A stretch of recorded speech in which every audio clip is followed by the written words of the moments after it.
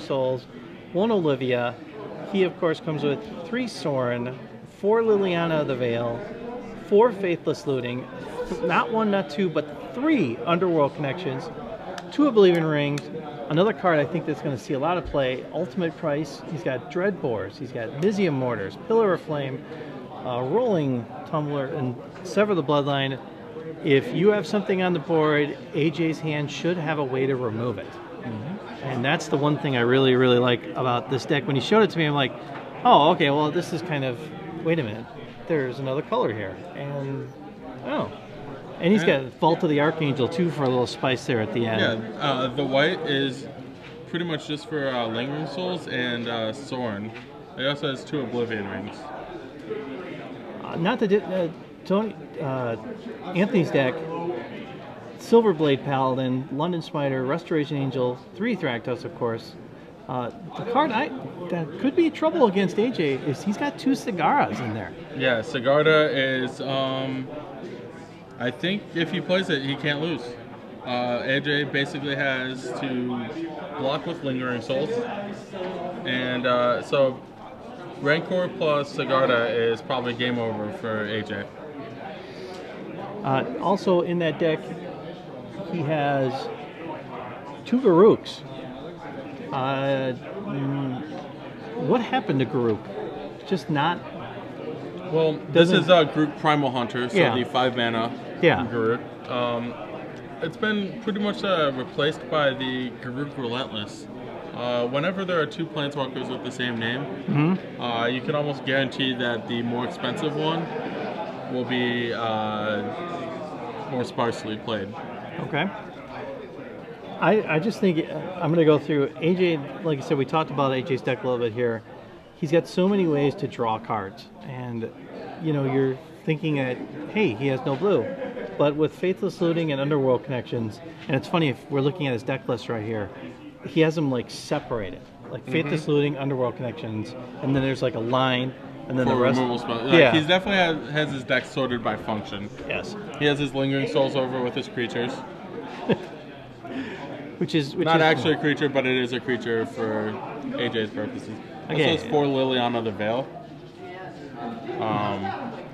You know, against Tony here, to have him lose cards could be very brutal. Tony is now down to 5.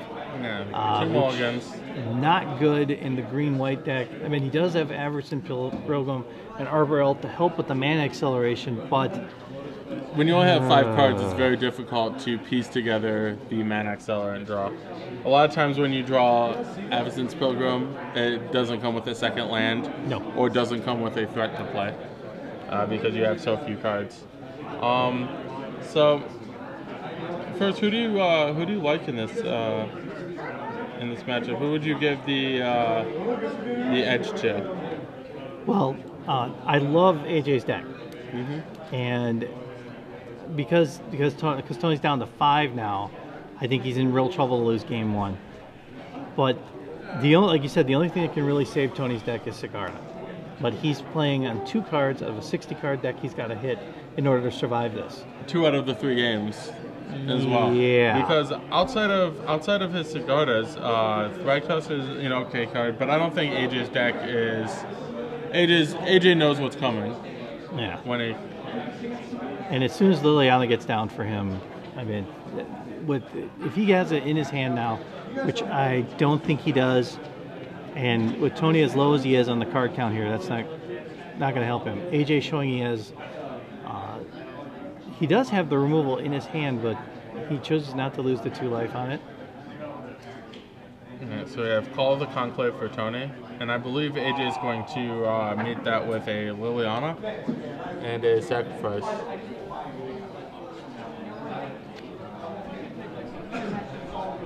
All right, there it is, Liliana. And again, it takes down to 1, but makes Tony sacrifice his only creature and leaves AJ with a Liliana of the Veil in play. So, Avison's Pilgrim. Oh, Avison's Pilgrim. Is the FNM art. Ah, yes. So now AJ can go to work on Tony's hand, which only has a couple cards in it. I believe 2 of them. 2 or 3 of them. Yeah, because it looks like we see the Vault of the Archangels in his hand. I'm assuming with the thing it's Faithless Looting or Pillar of Flame. I think there's a pillar, which he will promptly get rid of the Pilgrim. Or if you're AJ, I actually would prefer to discard a card with Liliana first. Okay. Assuming that's what he wants to do. Before Tony knows that there it is. AJ has the Underworld Connections, which he will use right away. Draws another land. So if that's his play, you might as well get the information from Underworld Connections before you pick up. Okay. Looks like he's going to discard that land that he had, or... I see him discarding. Is that a Rolling Trumper? So I might try and get a couple cards out of it. Yeah, he has 2 copies of that. And Tony, nice. Big Dagger, puts in Locks It on Smiter. If you discard Locks It on Smiter, it does not go to your graveyard. Yeah, that's a 4/4 for 3. And he will swing and probably kill the Liliana right away, I assume. Yes. Which I think will get promptly met by a Dreadbore. I believe AJ is going to play well. The fact that Tony did not attack with his Absence Pilgrim is pretty much a huge symbol that Tony has Restoration Angel in hand. It's in his deck, so I'd almost guarantee that Tony has a Restoration Angel in his hand. Otherwise, if he did not, then the Absence Pilgrim would have attacked. Yeah, that would have got an extra hit in for him. So if I'm AJ, one of the ways I'd probably force it out is by casting the Rolling Trumper now. But it looks like, alternatively, you can, not great from AJ. Okay, it got met by, like you said, by the Restoration Angel. Which brought it back into play. Now he can swing for 8 if he chooses so. Yeah. Or if he has a Rancor, could be even more. Yeah, I would have definitely liked to see anything but the Dreadbore from AJ. Okay, comes in again, symbolize. Why would he? For 5? Thragtusk? Sigarda? Oh. There it is. Yeah, that is going to be trouble. Like we said earlier, AJ's removal now does not look so good with Sigarda in play. And next turn he swings through for lethal. Unless AJ has something. AJ drew a Sever the Bloodline, but it's not going to stem or stop any of the bleeding. He also discarded his 5th land to Liliana.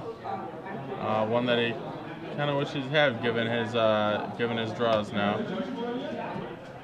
He has Olivia in his hand. He's going to lose another life to 10. AJ draws another red card. Missing Motors, I believe. Yeah. Does have one copy that, awkwardly enough, is the only way to damage Sigarda, but doesn't actually kill it. Okay, let's see what AJ does here, because Tony's swing back is lethal. Yeah, AJ has Lingering Souls, but he actually needs to get ahead on the board somehow. Because he can block he'll block the Smiter, which is the 4/4. He'll block Sigarda, which is the 5/5, and take 4 from Restoration Angel and Absence Pilgrim. And AJ plays the FNM Lingering Souls, makes 2 spirits, and passes the turn.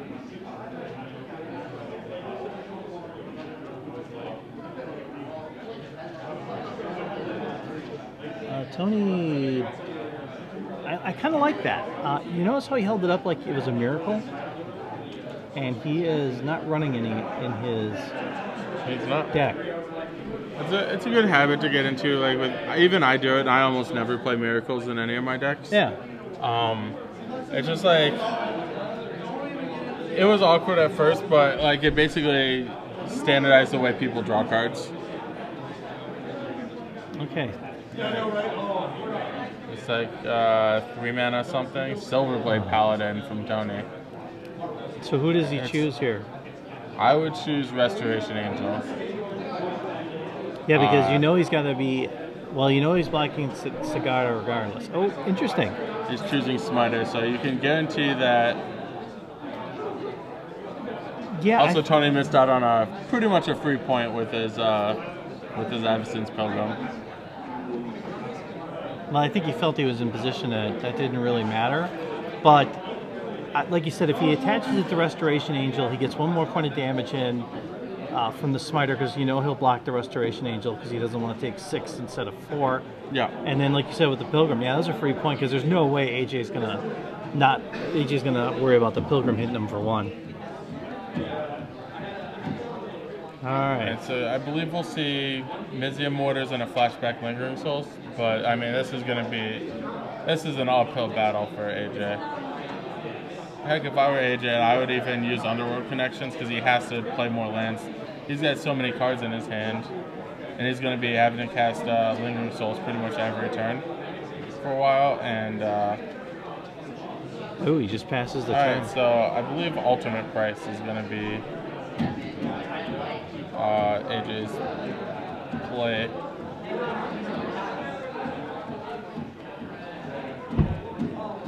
Ultimate Price probably targeting the Silverblade Paladin.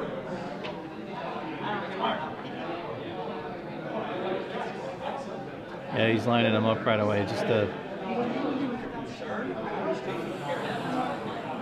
Alright, so Ultimate Price the Angel. So he takes 4. 4 from the Silverblade Paladin. More chumps. Again, he doesn't... He's not getting anywhere. Yeah, but he's not using the Pilgrim. Right. And that would have had him down... Had he swung with the last 4, turn and this turn, that would have had him down to 2. It looks like another Sever the Bloodline. Yeah. Yeah, he would have been down to 1.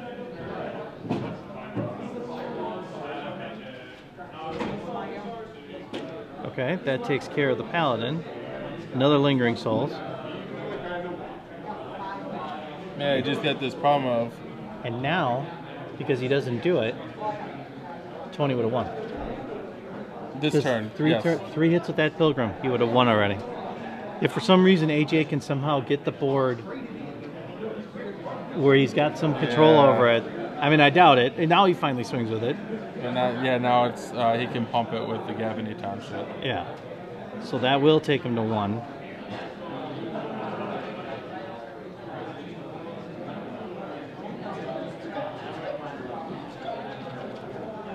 And now AJ cannot use his Underworld Dreams. Dreadbore, that doesn't... I mean, it buys him another turn. He can Dreadbore the Smiter and then Flashback Lingering Souls to chump more, but at some point, chumping's not gonna get you there. Nobody's ever chump blocked their way to victory. No? No. You can't create enough tokens to survive and start swinging forward? Well, you can do... I'm not saying chump block is never... Exclusively chump blocking. Oh, okay. AJ's just chump blocking with all his creatures every turn. Alright. That you're talking about chump blocking and attacking. Oh, yes. Not just chump blocking. Yeah. I'm multitasking here with that offense here. Okay, looks like he's going to Pillar of Flame the Pilgrim. That's the... oh, there we go. Mizium Mortar, but...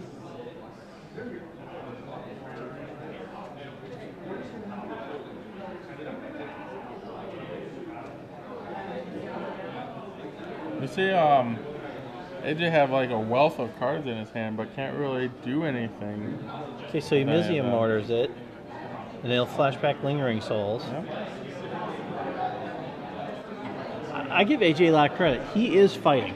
He is fighting tooth and nail with this guy for every minute, considering Sagar's on the board.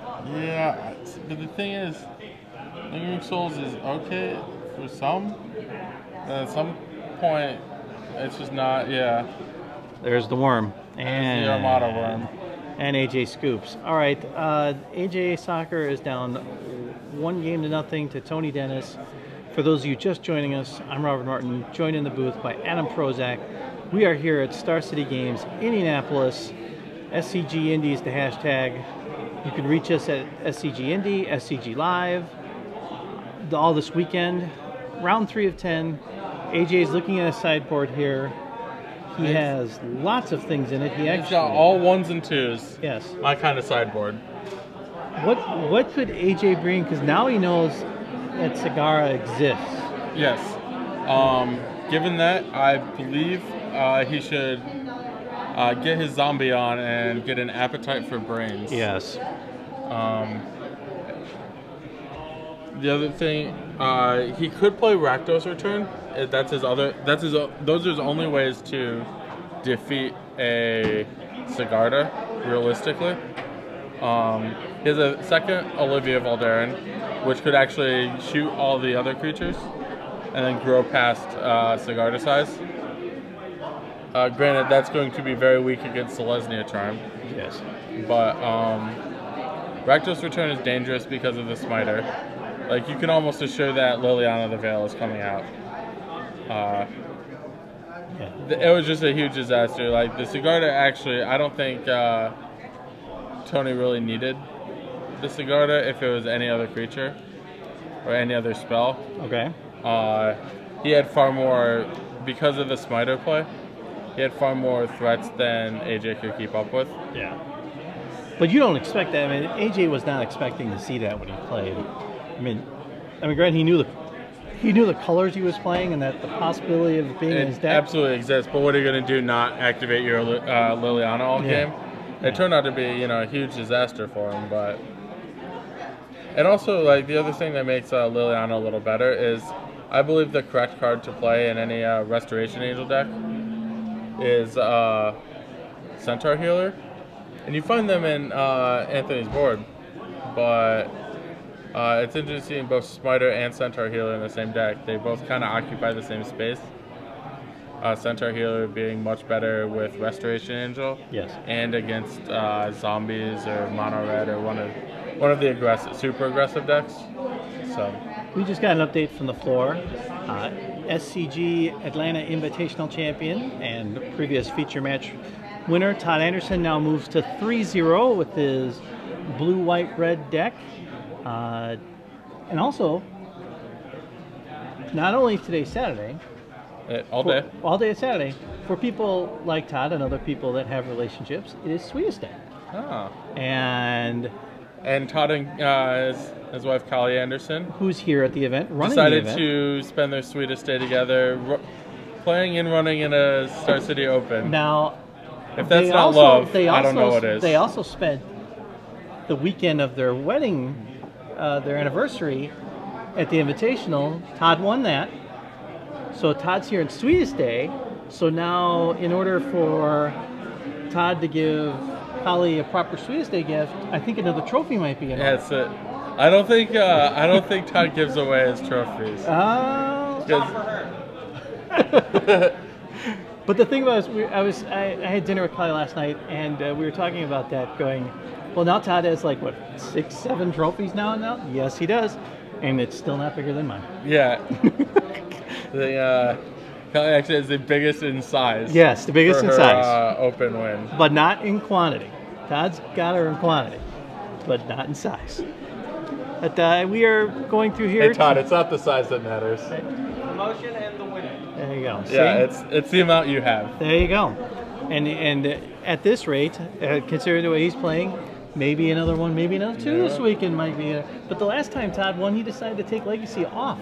Yeah, it's exhausting. It is, but it's kind of interesting to come in